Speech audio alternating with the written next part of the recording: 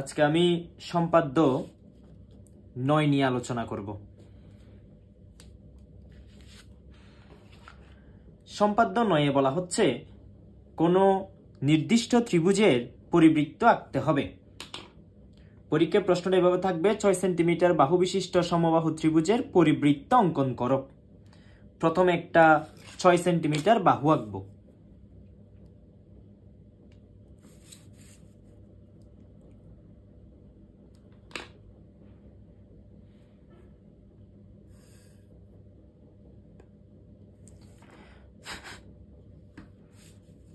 এরপর যে কোনো একটা রশ্মি নিব,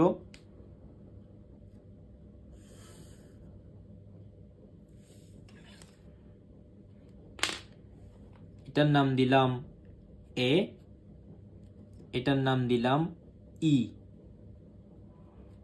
এটার নাম দিলাম এ। এটা হচ্ছে 6 সেন্টিমিটার।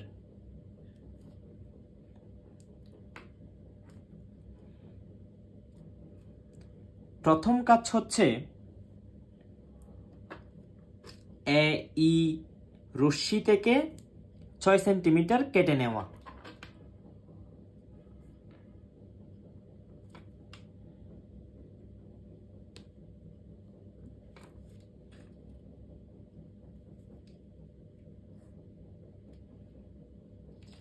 সেম ব্যাসার্ধ নিয়ে এই পাশে একটা বৃত্তচাপ দিব, এই পাশে একটা বৃত্তচাপ দিব।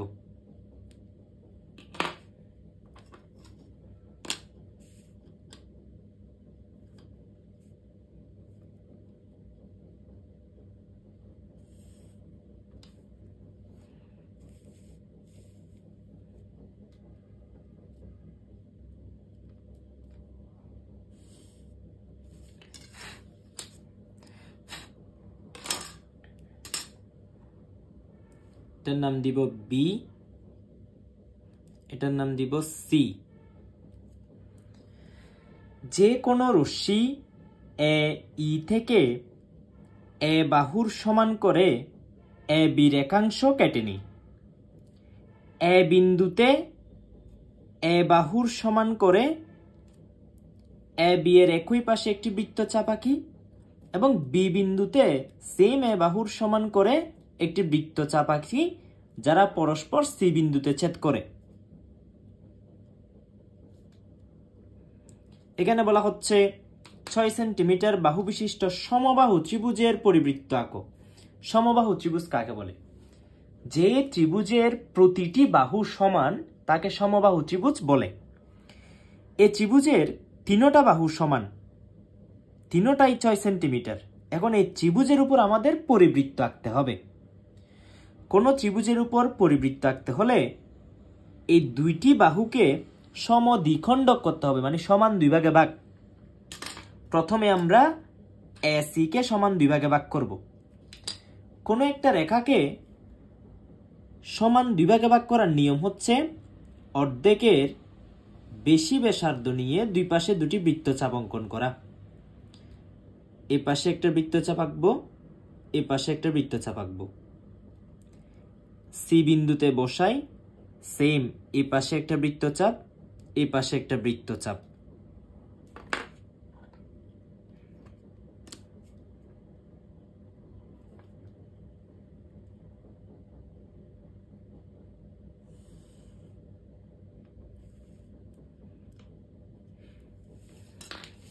এটার নাম দিব এম, এটার নাম দিব এন। এসি রেখাংশকে সমদ্বিখণ্ডক করছি, অর্থাৎ সমান দুই ভাগে ভাগ করছি। সেম কাজ বিসির সাথে করব। বিসি রেখাংশকে দুই ভাগে ভাগ করব, অর্থাৎ লম্ব সমদ্বিখণ্ডক করব। সমদ্বিখণ্ডক করার নিয়ম হচ্ছে অর্ধেকের বেশি ব্যাসার্ধ নিয়ে দুই পাশে দুইটি বৃত্তচাপ, এই পাশে একটি, এই পাশে একটি।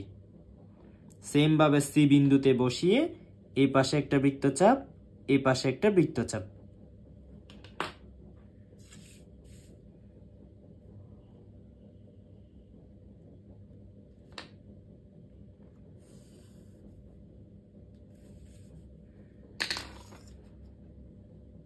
এটার নাম দিলাম কিউ, এটার নাম দিলাম আর। এমএন ও কিউআর রেখাংশ দুটি পরস্পর ও বিন্দুতে ছেদ করে। এখন ও সি যোগ করি, ও আর সি যোগ করে দিব। এবার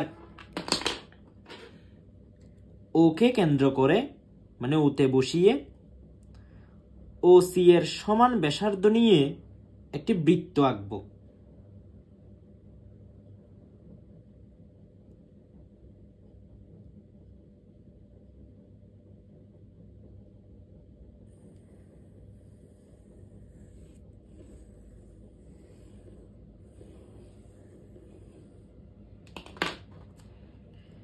বৃত্তটি এ, বি এবং সি বিন্দু বরাবর যাবে,